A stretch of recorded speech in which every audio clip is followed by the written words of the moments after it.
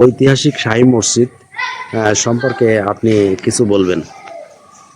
তাহলে মসজিদটা অনেকে বলে যে এমনিতে হয়েছে, আসলে এমনিতে হয় নাই। এই মসজিদটা আরও মনে করেন 700 বছর আগের মসজিদ। কিন্তু এই মসজিদটা যারা নির্মাণ করেছিল, পরবর্তীতে মসজিদটা যাতে ধ্বংস না হয়ে যায়, ক্ষতি না হয়, এই জন্য যেভাবে ওই যে ভাটায় মাটি ঢাকানো থাকে ওইভাবে মাটি দিয়ে ঢাকা। তো এখান থেকে প্রায় 100 বছর আগের কথা, যখন এইখানে গরু ছাগলও বাঁধা হতো, ওর উপরে ঘাসও জন্মে গেছে। তো তারা ওই গরু ছাগলের ওই যে ফোঁটা মারতে দিয়ে যখন নিচেতে শক্ত মতো ঠিকেছে, তখন আস্তে আস্তে এটা আবিষ্কার করা গেছে যে কী ব্যাপারের তলায় এরকম শক্ত কেন। তো পরবর্তীতে মাটি সরিয়ে দেখা গেল যে এটা একটা মসজিদ। তো তৎকালীন সময় আমরা এটা শুনছি, আমাদের পূর্বপুরুষদের মুখে ওই সময় রাজা প্রতাপাদিত্যের আমল ছিল, ওনারা এটাকে প্রথমে মন্দির মনে করছে। তো মন্দির মনে করে আবার অনেকেই হলো মানে তখন হিন্দুদের প্রভাব বেশি ছিল, ওনারা এই নিয়ে হলো, তখন জমিদার আমল ছিল হিন্দুদের। তো পরে দেখা গেলো যদি মন্দির হবে তাহলে তো মন্দিরের দরজা হবে পশ্চিম দিকে, আর মসজিদের দরজা থাকবে তো পূর্ব দিকে। তো পরবর্তীতে দেখা গেলো যে দরজাগুলো তো সব পূর্ব দিকে, আর মেহরাবগুলো ওয়ালের মধ্যে দিয়ে আছে, সামনে দিয়ে মেহরাব দেখা যায় না, 5টা গম্বুজের 5টাই মেহরাব রয়েছে।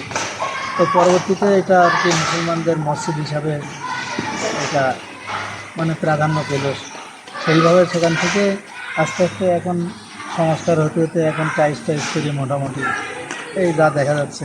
এখন এই জায়গায় মাদ্রাসাও দেখছি, মাদ্রাসার কতজন? মাদ্রাসা আগে ছিল না, কিন্তু যখন মসজিদটা আবিষ্কার হয়েছে তারপর থেকে আস্তে আস্তে মাদ্রাসাটাও গড়ে উঠেছে।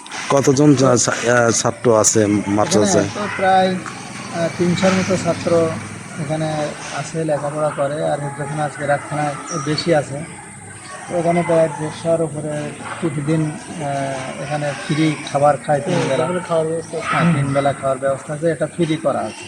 আচ্ছা আচ্ছা। এটা সকলের দানের ওপরেই চলে আর কি। এটা সকলেই স্বতঃস্ফূর্তভাবে এখানে দান করে। লিল্লাবদিনী ফান্ড আছে, ওখান থেকে আর কি ওদের খানা কেনার ব্যবস্থা। আচ্ছা, আপনার নামটা একটু বলবেন? আমার নাম মোহাম্মদ শাহজাহান, আচ্ছা এখানেই বাসা আমার। আমি একজন ব্যবসায়ী, আমি চিংড়ি রেণুপোনার ব্যবসা করি। আচ্ছা আমি স্থানীয়, আমার পাশেই এখানে 100 গজের ভিতরে আমার বাসা আর কি। আচ্ছা। আচ্ছা, ধন্যবাদ আপনাকে একটু সময় দেওয়ার জন্য। আমি একটু সবাইকে একটু দেখানোর চেষ্টা করছি এত সুন্দর একটি মসজিদ আসলে শ্যামনগরে অবস্থিত। তা আমরা ওনার কাছ থেকে শুনলাম, খুবই একটা সুন্দর পরিবেশ। তো আপনারা যদি কখন এই শাহী মসজিদ আসতে চান, সাতক্ষীরা জেলার শ্যামনগর বংশীপুর ঐতিহাসিক শাহী মসজিদ মোগল আমলে প্রতিষ্ঠিত।